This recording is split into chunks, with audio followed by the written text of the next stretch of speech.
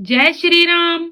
आज हम पद्म पुराण में उत्पन्ना एकादशी व्रत की कथा को पढ़ेंगे।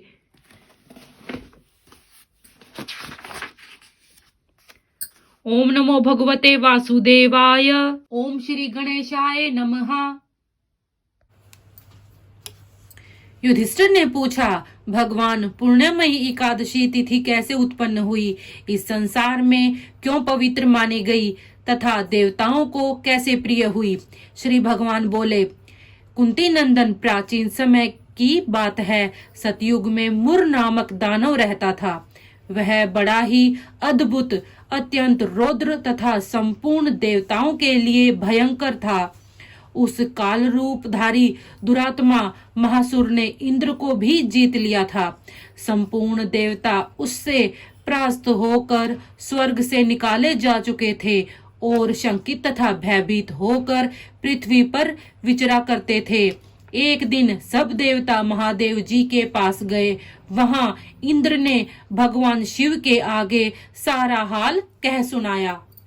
इंद्र बोले, महेश्वर, ये देवता स्वर्ग लोक से भ्रष्ट होकर पृथ्वी पर विचर रहे हैं। मनुष्यों में रहकर इनकी शोभा नहीं होती। देव, कोई उपाय बतलाइए। देवता किसका सहारा लें? महादेव जी ने कहा, देवराज, जहाँ सबको शरण देने वाले, सबकी रक्षा में तत्पर रहने वाले जगत के स्वामी भगवान गरुड़ ध्वज विराजमान है, वहां जाओ। वे तुम लोगों की रक्षा करेंगे। भगवान श्री कृष्ण कहते हैं, युधिष्ठिर, महादेव जी की बात सुनकर परम बुद्धिमान देवराज इंद्र संपूर्ण देवताओं के साथ वहां गए। भगवान गदाधर क्षीर सागर के जल में सो रहे थे। उनका दर्शन करके इंद्र ने हाथ जोड़कर स्तुति आरंभ की। इंद्र बोले, देव देवेश्वर, आपको नमस्कार है। देवता और दानव दोनों ही आपकी वंदना करते हैं। पुंडरीकाक्ष, आप दैत्यों के शत्रु हैं। मधुसूदन, हम लोगों की रक्षा कीजिए। जगन्नाथ, संपूर्ण देवता मुर भक्त वत्सल, हमें बचाइए। देव देवेश्वर, हमें बचाइए। जनार्दन, हमारी रक्षा कीजिए, रक्षा कीजिए। दानवों का विनाश करने वाले कमल नयन, हमारी रक्षा कीजिए। प्रभु, हम सब लोग आपके समीप आए हैं, आपकी ही शरण में आ पड़े हैं। भगवान, शरण में आए हुए देवताओं की सहायता कीजिए। देव, आप ही पति, आप ही मति, आप ही कर्ता और आप ही कारण हैं। आप ही सब लोगों की माता और आप ही इस जगत के पिता हैं।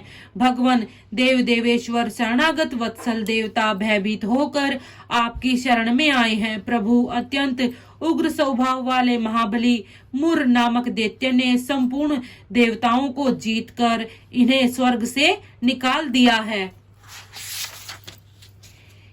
इंद्र की बात सुनकर भगवान विष्णु बोले, देवराज, वह दानव कैसा है? उसका रूप और बल कैसा है तथा उस दुष्ट के रहने का स्थान कहाँ है? इंद्र बोले, देवेश्वर, पूर्व काल में ब्रह्मा जी के वंश में तालजंग नामक एक महान असुर उत्पन्न हुआ था, जो अत्यंत भयंकर था। उसका पुत्र मुर दानव के नाम से विख्यात हुआ। वह भी अत्यंत उत्कट, महापराक्रमी और देवताओं के लिए भयंकर है। चंद्रावती नाम से प्रसिद्ध एक नगरी है, उसी में स्थान बनाकर वह निवास करता है। उस दैत्य ने समस्त देवताओं को परास्त करके स्वर्ग लोक से बाहर कर दिया है।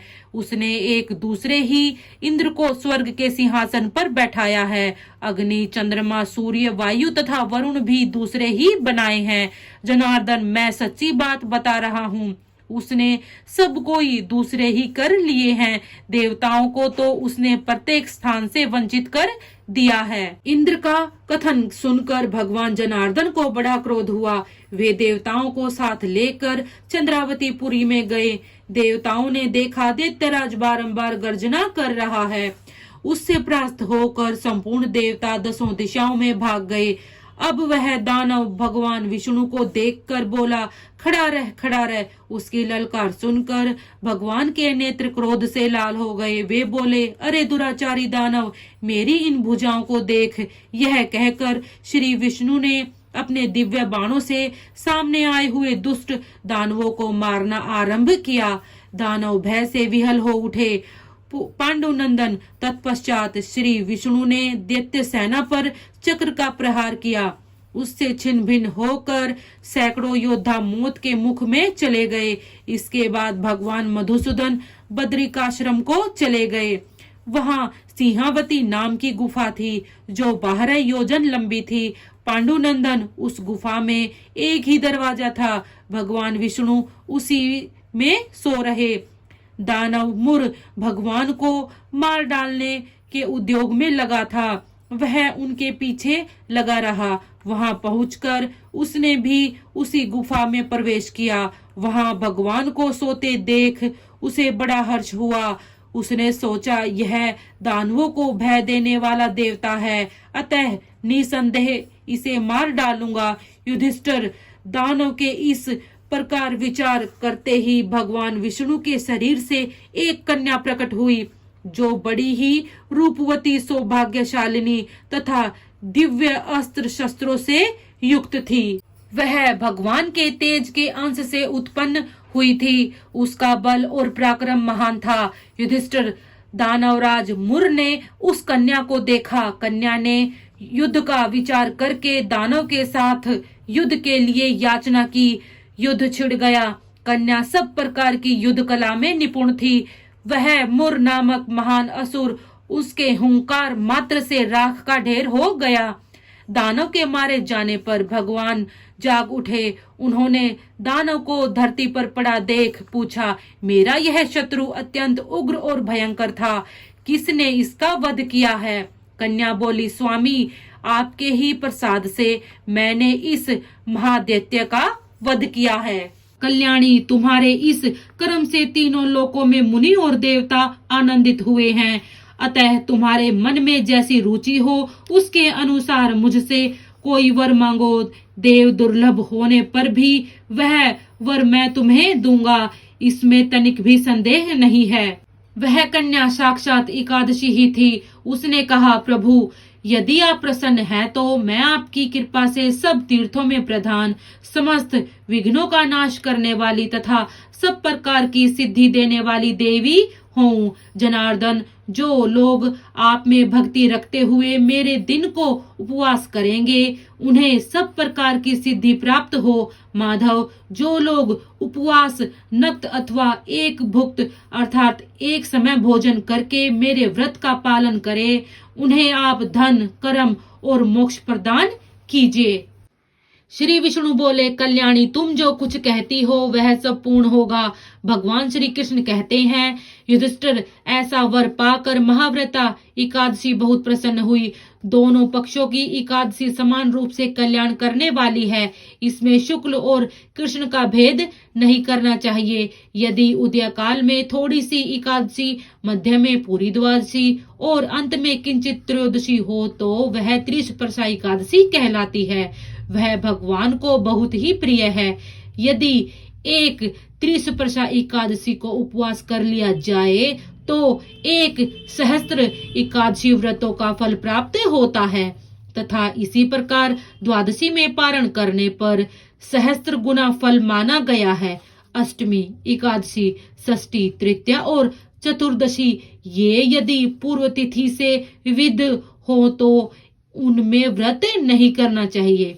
परिवर्तनी तिथि से युक्त होने पर ही इनमें उपवास का विधान है।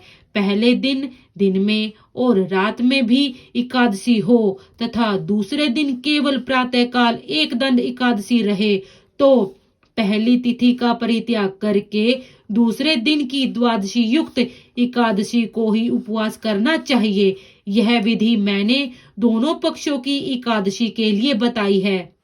जो मनुष्य एकादशी को उपवास करता है वह वैकुंठ धाम में, जहाँ साक्षात भगवान गरुड़ ध्वज विराजमान है, जाता है। जो मानव हर समय एकादशी के महात्म्य का पाठ करता है उसे सहस्त्र गोदानों के पुण्य का फल प्राप्त होता है।